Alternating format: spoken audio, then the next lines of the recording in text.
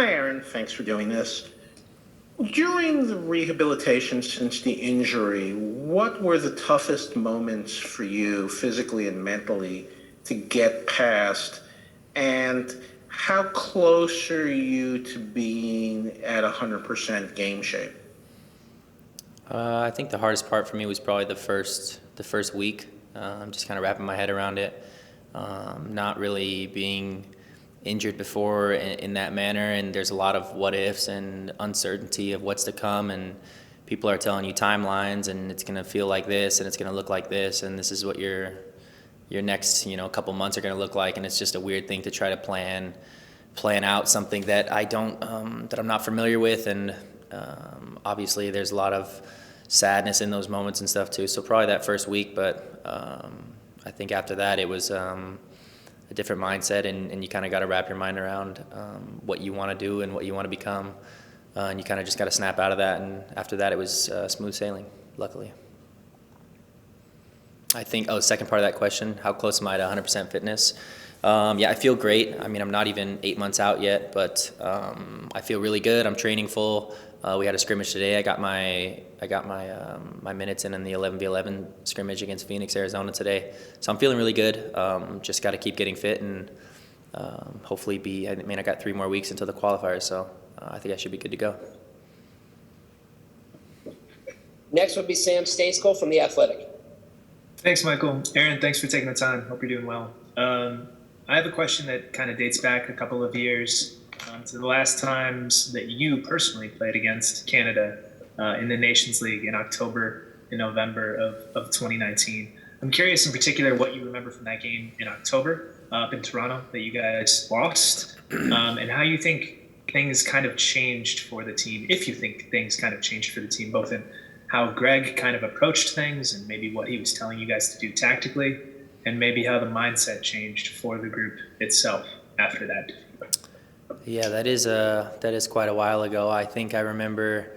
I'm not positive about this, but I think that was one of our first under Greg's regime and with this new group. I think that was one of our first away games, and it was a different environment, and it was something that we weren't quite used to, and we got caught off guard, and it was a tough moment for us, but it was a moment that we needed to go through. We were eventually going to go away and lose somewhere, and it was one of those moments when we got back in the locker room, like, guys, this is going to happen. It's not always going to be easy. There's going to be tough moments. It's all about how we respond. And then that game in Orlando, I remember I scored, Jordan scored. We went up a couple of goals pretty early on. But the mindset going into that game was almost do or die. It was like, I think it was win and we can keep going on. So it was like full speed ahead going into that game. That's kind of what I remember. Next will be Charles Bone from MLS Soccer.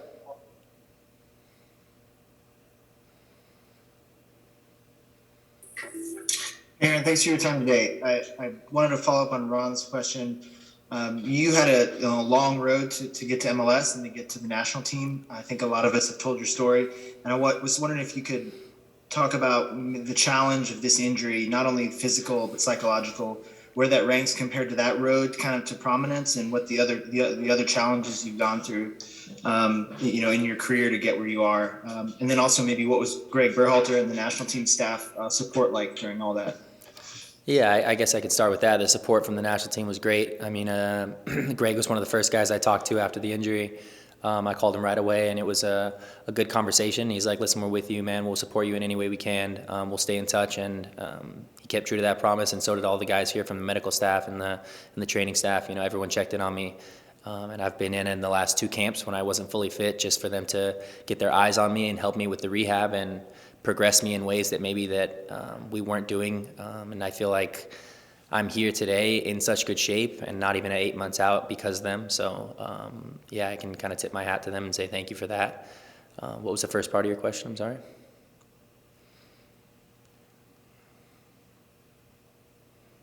I was wondering if you could compare it to the previous challenges that you've faced and overcome in your career to this point. Yeah, it's different. I would say easier for me. I think, the first time you hit those adversity and you hit those bumps, you don't really know how to respond and how to react. But like you said, I've been through the long road, and I've hit a lot of these bumps already, so it was just another one, and it took that first week to kind of wrap my head around it, but after that it was just a mentality of powering through and kind of how I respond to these moments, and not, looking back and looking at my leg and sitting on the couch and kind of feeling sorry for myself. So it wasn't the hardest thing I've dealt with, I would say. Next will be Jim Alexander. Aaron, good to talk to you again. Couple questions. I'm curious where you did the bulk of your rehab. Did you come back here to California, or did you do it in New York or someplace else? And the other thing that I'm curious about is, was there a point this summer where you could see that light at the end of the tunnel, where you could see yourself being back in this position by December and January? I don't know when I saw the light at the end of the tunnel, but my projections for myself early on were that I wanted to be in the camp in November, and I wanted to be in the camp in December, and I wanted to be in this January camp full fitness and training full and playing in the games and give myself a chance for these qualifiers. So again, I don't know if I ever saw the light at the tunnel, but that's what I was working for, and it's been on that progression so far. So I've been very lucky and fortunate that my body's stayed healthy up to now, and things are rolling the way that they did. What was the first part of that question? I'm sorry.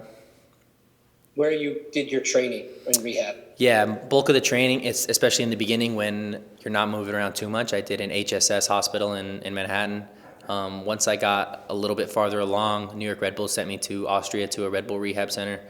And I did, I think, 2-3 weeks there in Austria. Then I came back to New York for a little bit. Then I went back to Austria again for another 2 weeks. Then I came to the national team. So I think between Manhattan, Austria, and here with the national team.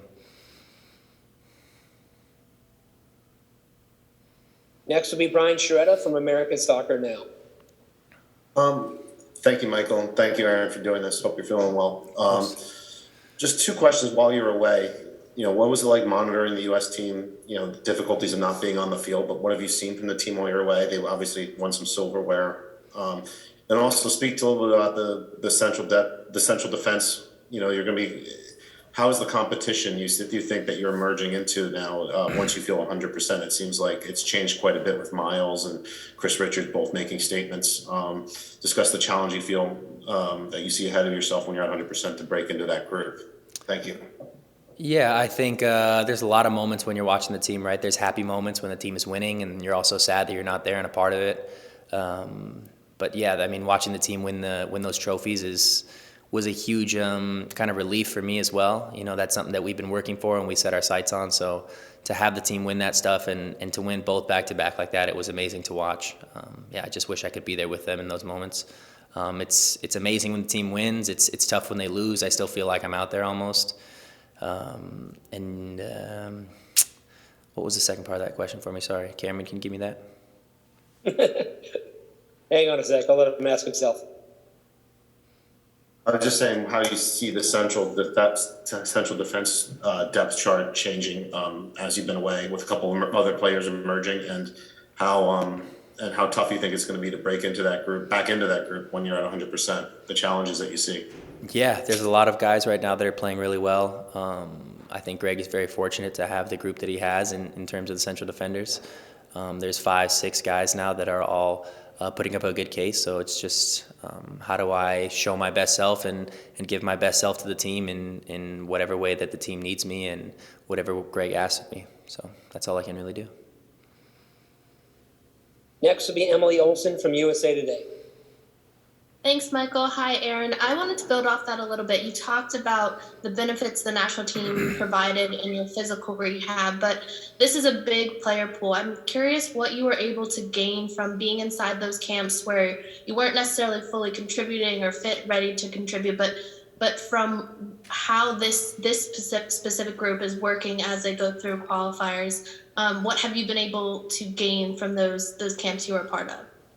Yeah, it's nice to not only do the rehab and see guys here that have specialties and maybe they're picking up on things that other people aren't, and kind of just using that collective group of a mindset to, what does Aaron need? What's going to take him the farthest in the next week or two? So from the rehab standpoint, that's really good, but also just to get around the guys again. You know, I've been away for, I think, 6 months at that point, 6, 7 months. So to get around the guys again, get back with the group, get into the feel of these camps where there is qualifiers, and be at the game where we're playing Mexico at home, those are special moments and special camps. It's nice when you're out for so long to feel that vibe and be in the locker room again and be in those moments. It's good for me personally. It's good for me to be with the group in those moments. And yeah, I'm fortunate that I was able to be there. And there's a lot of things I can take from those camps that aren't just rehab, like you're saying. It's the experience, and the only way you can really experience it is if you're there. So. Last two questions for Aaron come from Ivis Galarcep. Actually, I only have one because a few of my questions were asked already. Plus, I don't want to test Aaron too much. But good to see you. Thank God. I can only answer one at a time. Yeah, I know. That's why I'm keep it to one. You obviously were with the team at the beginning. 1 year ago now, you saw a lot of these young players come in. You saw the young squad kind of coming together.